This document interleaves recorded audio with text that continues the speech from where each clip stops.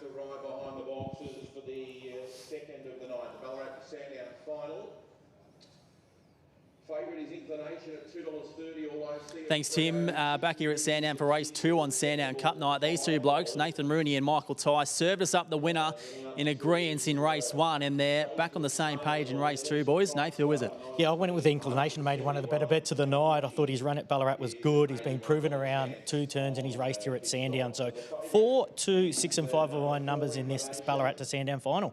Yeah, and I'm also keen as well on the blue. Yeah, I am. It's a tricky race, this. Detectable in box 6 is going to crash really hard to the left. So I'm very nervous if Inclination might be, on the wrong end of it here. So 4, 5, 7 and 6. Panapucci is huge odds. I think he can run a huge race here. $81.10 the place. 4, 5, 7 and 6. So Inclination on the drift slightly at $2.60. So if these boys are right, now is the time to get involved. Let's get upstairs to Dan Hibbard for the second on Sandown Cup night. So they're about to get set. 480 Detectable, who was 4th in its heat and was 2nd at the Meadows in a 6-7 final behind Paul Winder before that, which isn't bad form. They're about to get set. Race number 2, the Ballarat to Sandown final. The restricted win series. Field of 8s. Scratch the 8, 9, 10 from box 8. Just about set. Green lights. Lure on the move for the second of the night. The favourite in blue. They're ready. Race 2. And away, Inclination only fair. Good speed out from Cheeky Meeky, carving across, trying to get over All I See to the first corner, and just about does. Yes, it does. Finding a bit of bother there was Surprise Star. Driving through along the inside was Panapucci. Inclination got into trouble, so did Shada Pale back near the rear, and Hart was last. Leader was Cheeky Meeky. All I See's after it. Trying to run on was Surprise Star, then Detectable, but Cheeky Meeky's in front. Leads by 4 lengths, and he'll win 2. Cheeky Meeky beat home All I See and Detectable, then Surprise Star. Clear on Panapucci, Inclination, Shada Pale and Hart. 29 and 63 the gallop. 29 and 63 to Cheeky Meeky for Rod Clark. We haven't seen a lot of in town in recent years, but he's got the job done here after the favourite found all sorts, Nate, through that first turn. Yeah, it did. It just didn't begin clean and then got outside of the red, who's a bit of a wide runner under pressure, and just was in a really bad spot through no fault of its own. Missed Detectable early, got ahead of that dog, which was the key, but it just couldn't get on the tails of the 2 and the 3, which is where we mapped it ideally to be tonight. And $4.99 early for Cheeky Meeky's. Graham's got a lot of early speed. Rod Clark's done a really good job with this. It's been racing over 4:10 at Horsham. Had one run at the Meadows over 500, showed some speed there, got a bit tired, but first go here at Sandown tonight was able to get across quite easily in the $4.99 section. Get ahead of All I See, and neither of them two dogs are very strong, but they pinched a big gap on the field, and that was the key factor.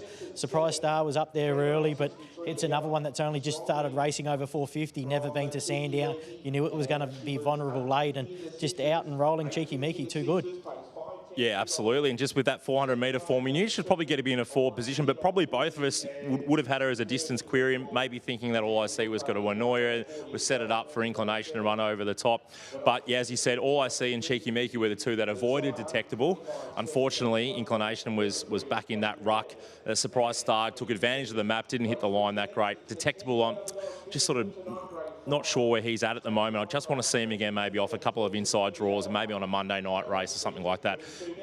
Will I keep following? Yes, but only off inside draws. It was keen to get to the rail, wasn't he? Yeah. Just looking at that head on through the first turn, he was really keen to get there. Look at that, in the head on there. He just virtually taking a left-hand turn, even though there's Inclination was there. He just persist, and it's almost at his own detriment there that he still hasn't found the rail, and by this stage the leaders have pinched that brake on him and it's game over. Great shot in the context of the race. Yeah, that summed up the race, didn't it? Like Inclination most probably just had to be a half a length more forward and a past Shade of Pale, and then he would have lobbed third behind All I See and Cheeky Meeky, and when they're running home in 10.70, you'd think he was going to do his best work late, but he was just outside of a dog who wants to be outside of dogs, and it just got tangled up with him, and the lead two are off and gone. So speed wins races. We most probably mapped it right. Well, looking down at my notes, I mapped it right, 2 and 3 out in front, then the group of 4, 6 and 7 behind that. But unfortunately, there was too big of a gap between 2 and 3 and then the chasing brigade. And yeah, Cheeky Meeky took full advantage of that $4.99 early section to bring up a really good Metropolitan Sandown win in the Ballarat to Sandown final.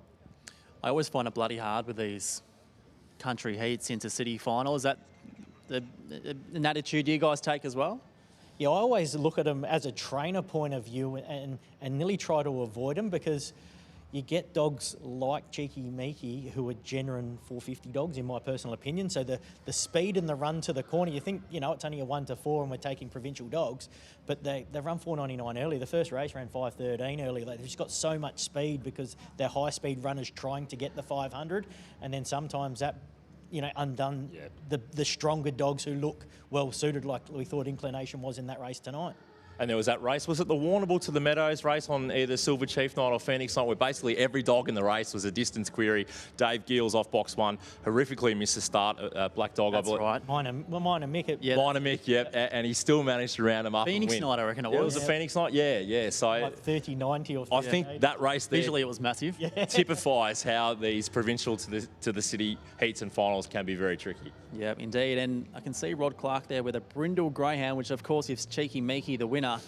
Reminds me of Apex Within. Remember that dog, Nate? Yeah, Yes. I do. It's an interesting dog to remember. Eh? Where has he pulled that one Yeah, from? no, That was that's, amazing. yeah. That's why he's on the big bucks. Yeah, that's right. He's an encyclopedia. But Rod's been a wonderful trainer. He's most probably scaled down his numbers since he's moved out to Echuca way. Yes. If you Which ask is it's an odd location for a greyhound trainer, isn't it, Echuca? Yeah, well, he's semi-retired, and I think he's just got a nice little parcel of land out there, and he does most of his work, as you can see, around Bendigo and Shepparton, and he takes the Horsham, and he's always been a real big supporter of the Horsham Greyhound Racing Club, even when he was in full force and he had a larger scale of dogs.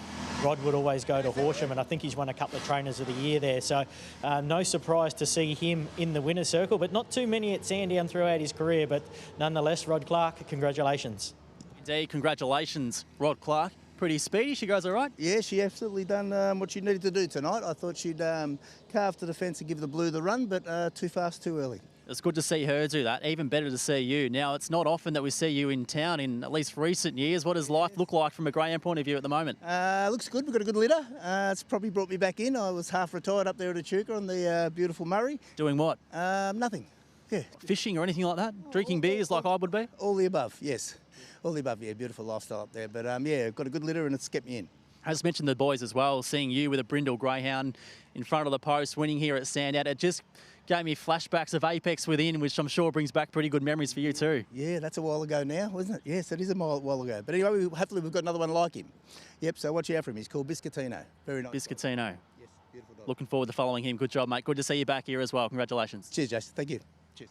Good to see him back, boys. Rod Clark and this girl, as much as we consider her not a genuine 500-metre performer yet, with that speed, who knows where she's going to end up. Yeah, exactly, Jace. I just love her early speed, a very reliable beginner. I'll tell you what, for our active listeners, there's nothing better when we get a trainer interview like that and they give you a dog to follow. Biscottino is a dog who's been flying on the provincial circuits. He's also a very reliable beginner and he's got a big heart. He just keeps chasing hard. I noticed Cheeky Meeky's owned by Lorenzo Carbone, who's got some good dogs in his own right, and a very astute judge and good punter as well. So hopefully Lorenzo and the boys might have got a bit out of that, Nath. Yeah, Rod didn't seem too confident in the chance of winning tonight, but nonetheless, he's got the job done, and good to see him